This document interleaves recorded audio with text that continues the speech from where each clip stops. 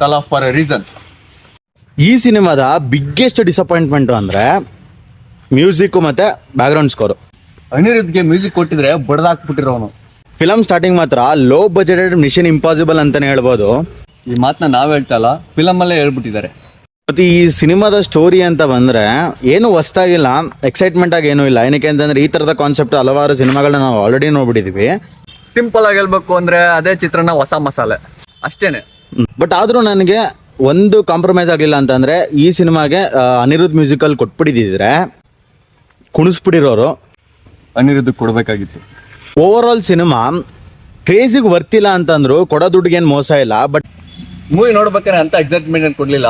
ಹಳೆ ಮೂವಿನ ಮತ್ತೆ ಥಿಯೇಟರ್ ನೋಡ್ದಂಗ ಆಯ್ತು ಫೀಲ್. ಇನ್ನು ಈ ಸಿನಿಮಾದ ಕ್ಯಾಮಿಯೋಸ್ ತುಂಬಾ ರೂಮರ್ಸ್ ಇತ್ತು. ಬಟ್ ಆದ್ರೆ ಆ ಕ್ಯಾಮಿಯೋಸ್ ಬಂದಾಗ ನಿಮ್ಗೆ ಅನ್ಸೋದು ಇಷ್ಟೇನೆ, ಸೂಪರ್ ಫ್ಯಾಂಟಾಸ್ಟಿಕ್ ಮೈ